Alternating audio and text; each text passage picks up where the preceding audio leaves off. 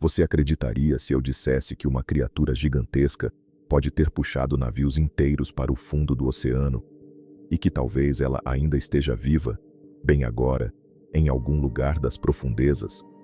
Parece coisa de filme, né? Mas a história do Kraken é muito mais real do que você imagina. Ao longo dos séculos, marinheiros aterrorizados contavam a mesma coisa.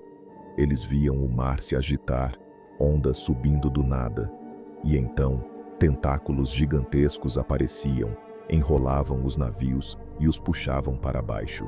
Esses relatos se espalharam rápido, e o Kraken virou uma lenda. Você vai descobrir agora o que a ciência já sabe, o que ela ainda não explica, e o mais assustador, o que ainda pode estar escondido nas partes mais escuras do oceano. Mas antes de tudo, você precisa entender o seguinte: oceano é sinônimo de mistério.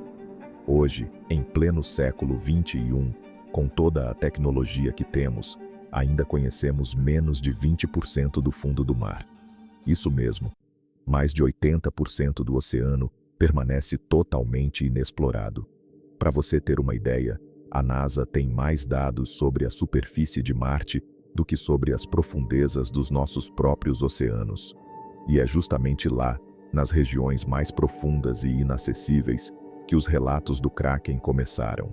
Relatos assustadores e surpreendentemente consistentes. Navios noruegueses do século XIII registraram monstros marinhos enormes, com braços que surgiam do nada e envolviam embarcações como se fossem brinquedos. No século XVIII, o naturalista sueco Carl Linnaeus, o mesmo cara que criou o sistema moderno de classificação dos seres vivos, chegou a incluir o Kraken nos seus registros científicos. Sim, ele considerava o Kraken um animal de verdade. Mas a ciência moderna riu disso por muito tempo, até que algo mudou. Em 1857, tudo virou de cabeça para baixo. Um zoólogo dinamarquês chamado Japetus Steenstrup analisou partes de um animal estranho que tinham sido pescadas por marinheiros. Eram tentáculos enormes, com ventosas afiadas e marcas de combate. Ele descobriu: aquilo era parte de uma lula gigante, um animal real, um ser vivo que ninguém tinha estudado antes. E o mais impressionante, elas existiam de verdade, nadando em águas profundas. Depois disso, outras lulas foram encontradas, algumas medindo mais de 13 metros, outras com olhos do tamanho de bolas de basquete, bicos que pareciam facas, e ventosas que deixavam marcas permanentes em baleias que sobreviveram ao encontro. Essas criaturas existem até hoje. São chamadas de lulas colossais. Mas, será que é só isso? Será que o Kraken era apenas uma lula um pouco maior? Aqui entra a parte que ninguém gosta de comentar. Algumas coisas continuam sem explicação. Até hoje, existem relatos de navios que desapareceram em condições estranhas. Em algumas regiões do oceano, especialmente no Atlântico Norte e no Pacífico Sul, pescadores dizem ouvir sons profundos e sentir vibrações vindas do fundo do mar. E mais, oceanógrafos já captaram sons desconhecidos que não vêm de máquinas, não vêm de terremotos, e também não vêm de nenhum animal marinho conhecido. Um dos mais famosos foi gravado em 1997. Eles chamaram de The Bloop, um som tão alto e tão poderoso que foi detectado por sensores a milhares de quilômetros de distância.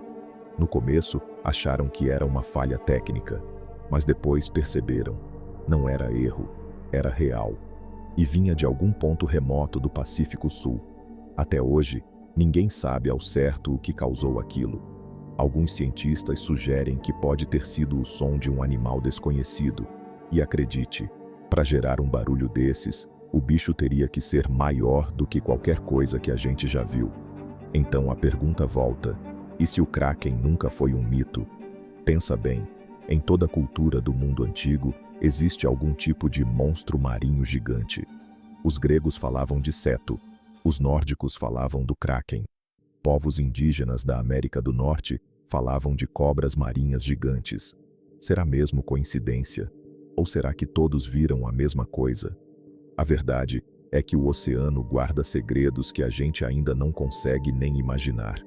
E enquanto continuarmos explorando apenas a superfície, talvez o Kraken, ou algo ainda maior, continue lá embaixo, observando a gente, esperando o momento certo para aparecer de novo.